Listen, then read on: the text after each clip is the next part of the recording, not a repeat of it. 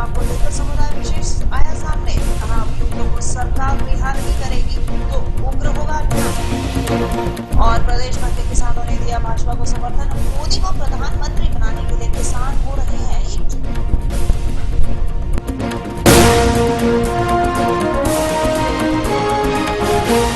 और अब खबरें विस्तार से। एटीएस ने खुलासा किया कि सीकर से गिरफ्तार इंडियन मुजाहिदीन का आतंकी मोहम्मद सज्जाद मानव बम बनने को तैयार था। वह अफगानिस्तान में तालिबान से ट्रेनिंग लेने के लिए जाने वाला था और नाटो सेनाओं से भी लड़ने को तैयार था। उधर एटीएस ने शुक्रवार को सीकर में सज्जाद के सहयोगी अदास की तलाश में छापे मारे। बताया जा रहा है कि सिविल इंजीनियरिंग का छात्र अदास गिरोह का मुख्य सरगना है। जोधपुर में भी छापेमारी की गई। शुक्रवार को राजस्थान एटीएस ने प्रेस वार्ता में बताया कि गुरुवार को सीकर में छापेमारी कर आतंकी मोहम्मद सज्जाद, मोहम्मद आकिब, मोहम्मद उमर, वाहिद गौरी व मोहम्मद वकार को पकड़ा गया था। जिरन मार्ग के आसपास लोकेशन आने की वजह से ये संभावना थी कि शायद उसने यहाँ कोई रेकी की गई होगी। इस सिम से कोई बातचीत नहीं हुई थी, लेकिन इसके द्वारा कोई न कोई इंटरनेट यूज किया गया था और इसीलिए ये संभावना व्यक्त की जा रही थी कि जयपुर और जोधपुर में तहसीन उर्फ मोनू के कुछ समर्थक या उसका कोई ग्रुप या कोई मॉड्यूल हो सकता है। एटीएस और कई एजेंसियां जो सहयोगी एजेंसीज हैं, ये इनकी जानकारी में जब ये बात आई थी उसके बाद से ही एटीएस ने काफी संख्या में पोस्टर छपवाए थे और जोधपुर में, जयपुर में, इसके अलावा जहां जहां संभावना हो सकती है और जहां जहां पर्यटक आते हैं उन सभी स्थानों पर हमने काफी संख्या में पोस्टर भिजवाए थे। और इसी संभावना को ध्यान में रखते हुए कि इनकी प्रेजेंस जोधपुर और जयपुर में पाई गई है, हमने काफी पहले से कोशिश शुरू कर दी थी और हमने इन्हें सभी एजेंसीज इस प्रयास में थी कि ये कहाँ छुपे हुए हैं इनके ग्रुप के लोग, इनके बारे में पता किया जाए। वहीं प्रदेश में बम ब्लास्ट की साजिश रचने वाले अभियुक्तों के बचाव को लेकर समुदाय विशेष के लोग सड़कों पर आ गए हैं। राजधानी जयपुर के मोती डूंगरी रोड पर समाज के लोगों ने आम सभा की, जिसमें समाज के लोगों ने पुलिस हिरासत में आए अभियुक्तों को बेगुनाह बताया है। साथ ही अभियुक्तों को सलाखों के पीछे भेजने वाली पुलिस पर ही कई आरोप जड़ दिए। यही नहीं, समुदाय से जुड़े लोगों ने राज्य सरकार पर भी कई आरोप जड़े। समुदाय के पदाधिकारियों ने कहा कि पुलिस की हिरासत में अभियुक्त इंजीनियरिंग के स्टूडेंट्स हैं। ऐसे में पुलिस के झूठे आरोप स्टूडेंट्स का करियर खत्म करने लगे हैं। समुदाय के लोगों ने चेतावनी देते हुए कहा है कि अगर हिरासत में आए अभियुक्तों को सरकार ने रिहा नहीं किया तो प्रदेश में उग्र प्रदर्शन किया जाएगा। राज्य में सबसे कम उम्र के प्रत्याशी जयपुर संसदीय क्षेत्र में बहुजन समाज पार्टी के फारूक खान हैं, जबकि सबसे अधिक उम्र के हैं बांसवाड़ा के निर्दलीय प्रत्याशी भाटजी। फारूक खान केवल 25 साल के हैं। उन्हें विश्वास है कि जनता कांग्रेस अब भाजपा जैसे दलों से उतार चुकी है। केवल बसपा ही ऐसी पार्टी है जो प्रदेश की राजनीति को साफ सुथरा बना सकती है। पार्टी सुप्रीमो मायावती में गहरी आस्था रखने वाले फारूक खान को भरोसा है कि इस बार बसपा का प्रदर्शन शानदार रहेगा और मायावती देश की कमान संभालेंगी। फारूक खान रियल एस्टेट कारोबार से जुड़े हैं और युवाओं से समर्थन मांग रहे हैं।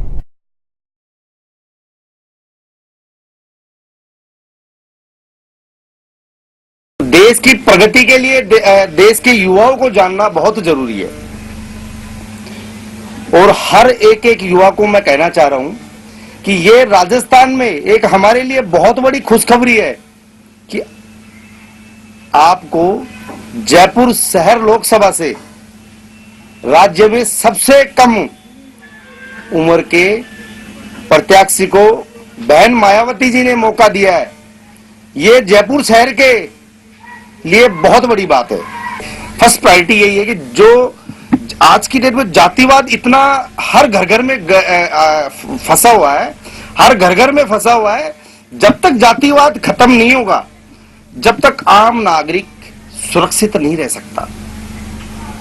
भारतीय किसान यूनियन ने आगामी राजस्थान लोकसभा चुनावों में भाजपा जीत दिलाने और नरेंद्र मोदी को प्रधानमंत्री बनाने के लिए समर्थन दिया है। पिंक सिटी प्रेस क्लब में आयोजित एक पत्रकार वार्ता में यूनियन के प्रदेश अध्यक्ष राजपाल सिंह पूनिया ने बताया कि 57 साल से कांग्रेस का राज रहा है, फिर भी कांग्रेस ने किसान हित में कोई योजना नहीं बनाई। भ्रष्टाचार, महंगाई, बेरोजगारी सहित कारगर कृषि नीति भी नहीं बना सकी और किसानों को कर्ज में फंसा दिया। इसलिए प्रदेश के किसान एकजुट होकर भाजपा को समर्थन देंगे। राजस्थान में जो लोकसभा चुनाव सभी जगह जहाँ हो रहे हैं, राजस्थान में भी हो रहे हैं, तो भारतीय किसान यूनियन ने लोकसभा चुनाव में भाजपा का समर्थन करने का फैसला किया है कि देश के प्रधानमंत्री नरेंद्र मोदी बने और राजस्थान में भाजपा की ज़्यादा से ज़्यादा सीट मिले यहाँ से।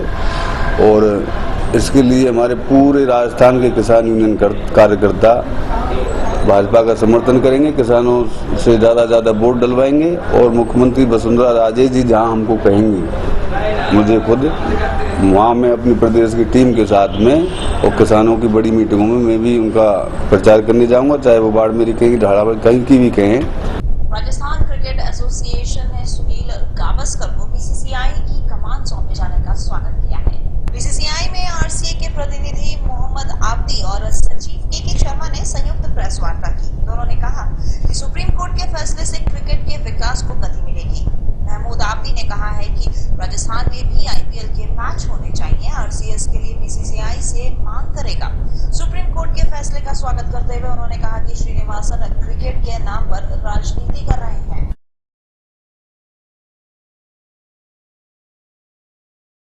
उच्चतम न्यायालय का फैसला आया है जिसमें बहुत ही लेजेंडरी क्रिकेटर सुनील गावस्कर साहब को बीसीसीआई का अंतरिम अध्यक्ष बनाया गया है। इस फैसले का राजस्थान क्रिकेट एसोसिएशन तहे दिल से स्वागत करती है। इसके बाद ये कहना यहाँ पर लाजमी है कि ये बहुत ही चिंताजनक और अफसोस की बात है कि उच्चतम न्यायालय के इतनी बार चेतावनी देने के बावजूद भी बीसीसीआई में किसी के कान पर जू नहीं रहेंगी, खासतौर से श्रीनिवासन साहब के, कि वो अपने आप कुछ ऐसे कदम उठाएं कि वो इज्जत से अपने ओहदे से दस्तबरदार हो जाएं, यानी हट जाएं। गुलाबी नगरी की शान में एक और तमगा जुड़ गया है। लग्जरी कारों की सबसे प्रतिष्ठित कंपनी BMW ने अपने BMW एक्सपीरियंस टूर की राजधानी जयपुर के SMS इन्वेस्टमेंट ग्राउंड से शुरुआत की। देश के 12 शहरों में जयपुर पहला शहर है जिसे कंपनी ने अपने टूर को शुरू करने के लिए चुना। यहाँ कंपनी की सभी कारों के मॉडल्स डिस्प्ले किए गए। साथ ही जयपुराइट्स को BMW की कारों की टेस्ट ड्राइव लेने, जिगजैग कट, हिल ड्राइविंग और मीटर गेम का अनुभव लेने का मौका दिया गया। कार के शौकीनों ने इन कारों की खासियत जानी और इन्हें चलाकर शान की सवारी की। जयपुर में 4 दिन तक BMW की ओर से ये टूर चलेगा। इसमें जयपुर के 300 से ज्यादा लोगों को कंपनी के सभी मॉडल्स की टेस्ट ड्राइव कराई जाएगी। कंपनी के इंडिया ग्रुप के प्रेसिडेंट फिलिप वॉन जार ने बताया कि BMW एक्सपीरियंस टूर में ड्राइविंग प्लेजर और नॉलेज इंटरफेस के लिए ये आयोजन किया जाएगा।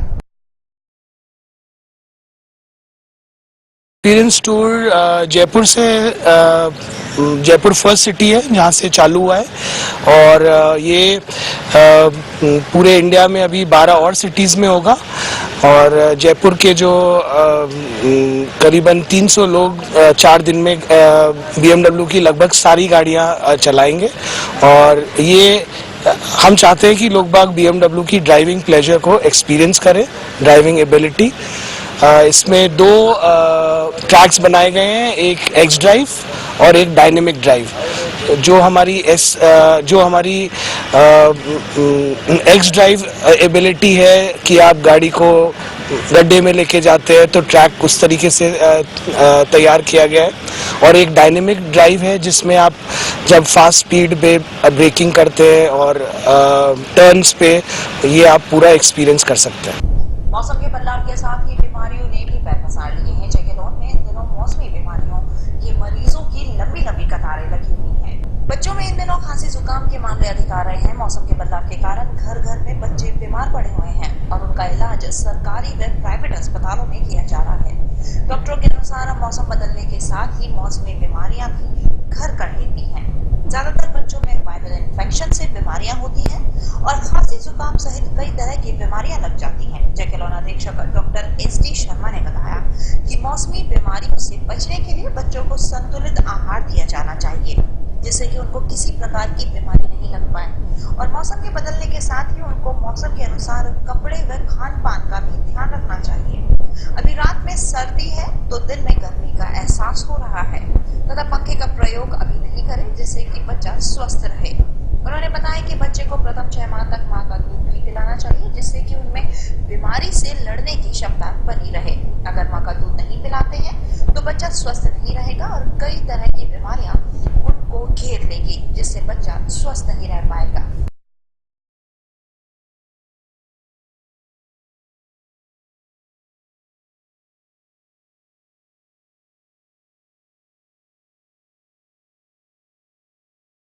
एक सप्ताह से मौसम ने काफी पलटा खाया। पहले बीच में गर्मी आई, फिर मौसम में एकदम ठंडक आ गई, बारिश हुई, ओलावृष्टि हुई। उससे बच्चों में जो वायरल इन्फेक्शंस हैं, खासतौर से सांस संबंधी निमोनिया, खांसी, ट्रैकोब्रोंकाइटिस, दमा, ब्रोंकोलाइटिस, साधारण जुकाम, खांसी, टॉन्सिल, इनकी संख्या में काफी बढ़ोतरी हुई पिछले दिनों में।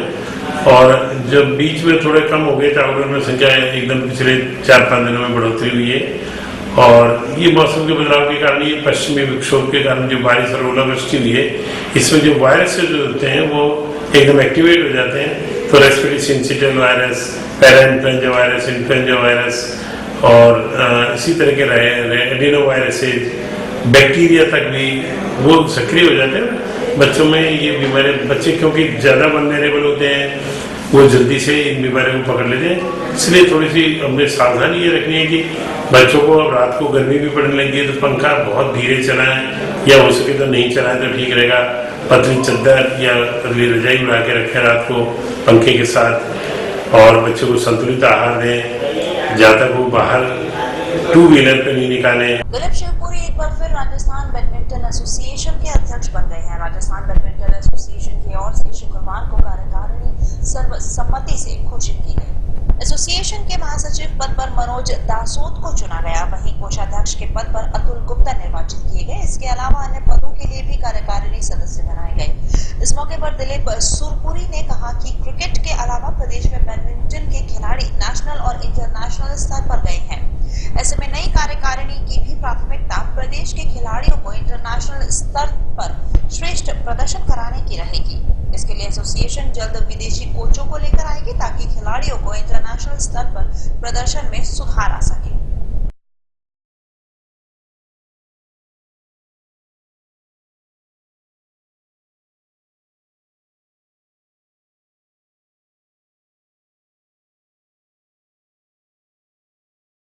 कोषाध्यक्ष चुने जाने पे मेरी जैसे लास्ट टाइम प्राथमिकताएं रही वही अभी रहेंगी।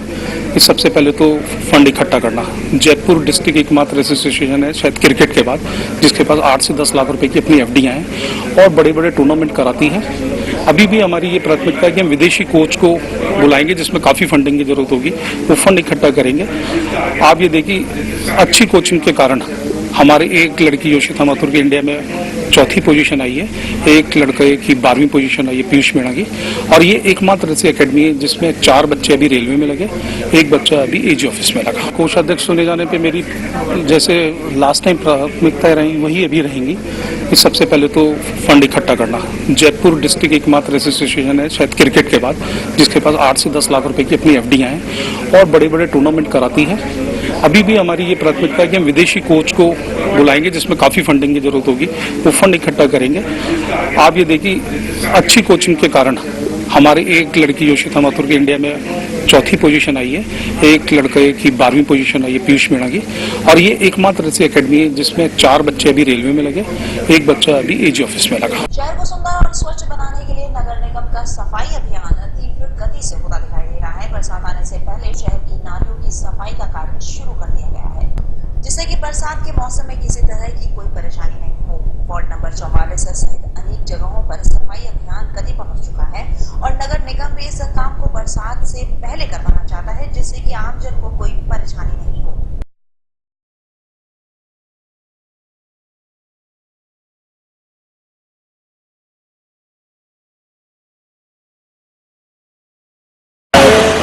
आज से चालू किया है वार्ड नंबर 44 का कार्य चालू आज से भाई का कार्य चालू किया है। ये नगर निगम का है। नहीं नालियों में क्या नालियों को सफाई के लिए कितने लोग लग रहे हैं, कितने दिन हो जाएगा? 15 आदमी लग रहे हैं। कितने दिन हो जाएगा? करीब 1 महीने के अंदर। चेटीचंद सिंधी मेला समिति की ओर से शहर में चल रहे चेटीचंद पखवाड़े के तहत 30 मार्च को विशाल सिंधु मेले का आयोजन होगा। आदर्श नगर के दशहरा मैदान में विशिष्ट अतिथि भाजपा के प्रदेश अध्यक्ष अशोक परनामी, शिक्षा मंत्री कालीचरण सराफ और सामाजिक न्याय मंत्री अरुण चतुर्वेदी द्विवेदी इस मेले का श्री गणेश करेंगे। संयोजक सुखदेव खेमानी ने बताया कि आधुनिकता की मार के चलते विश्व की सबसे पुरानी सभ्यताओं में से एक सिंधु सभ्यता को बचाने के लिए भगवान झूलेलाल की जयंती के तहत ये पखवाड़ा मनाया जा रहा है। समाज के लोगों को संस्कृति से जोड़े रखने, सिंधु भाषा को बचाने और रीति रिवाजों का प्रचार प्रसार करने में यह आयोजन महत्वपूर्ण भूमिका निभाता है। मेले का मुख्य आकर्षण 60 फुट लंबी और 25 फुट ऊंची सिंधु नदी होगी, जिसका विद्वान पंडितों द्वारा पूजन कराया जाएगा। इस दौरान भगवान झूलेलाल की विशेष झांकी भी सजाई जाएगी, साथ ही सिंधी गांव का प्रदर्शन भी किया जाएगा। मेले में बच्चों और महिलाओं के लिए विभिन्न प्रकार की प्रतियोगिताएं भी आयोजित की जाएंगी।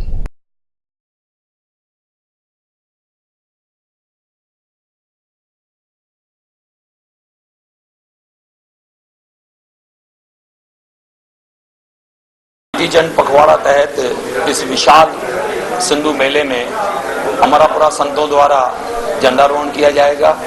वह हमारे मुख्य मेहमान अतिथि भारतीय जनता पार्टी प्रदेश अध्यक्ष श्री अशोक जी परनामी, शिक्षा मंत्री श्री कालीचरण जी सर्राफ, सामाजिक व न्याय मंत्री श्री अरुण जी चतुर्वेदी रहेंगे।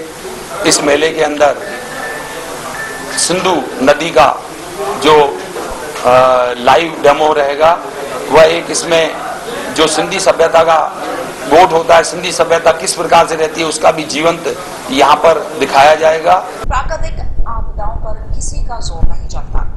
इनका सबसे बुरा असर पड़ता है किसानों पर, जिससे उनके खून पसीने से तैयार की गई फसल मिनटों में चौपट हो जाती है। राजस्थान कृषि अनुसंधान केंद्र श्री कर्ण नरेंद्र कृषि विश्वविद्यालय जोगनेर दुर्गापुरा में इस गंभीर मुद्दे पर सेमिनार हुई। प्रदेश भर से आए कृषि वैज्ञानिकों ने इसमें भाग लिया। सेमिनार में मौसम के पूर्वानुमान की सूचना समय पर किसानों तक पहुंचाने और प्राकृतिक आपदाओं से होने वाले नुकसान में कमी लाने पर जोर दिया गया। साथ ही कार्य योजना बनाकर प्रदेश सरकार तक भेजने का प्रस्ताव भी पारित किया गया। एक बार फिर से नजर डालते हैं हेडलाइंस पर।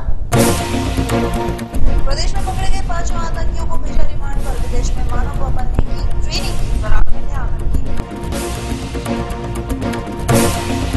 ब्लास्ट की साजिश रचने वाले अभियुक्तों के बचाव को लेकर समुदाय विशेष आया सामने। कहा अभियुक्तों को सरकार रिहा नहीं करेगी तो उग्र होगा अभियान। और प्रदेश भर के किसानों ने दिया भाजपा को समर्थन। मोदी को प्रधानमंत्री बनाने के लिए किसान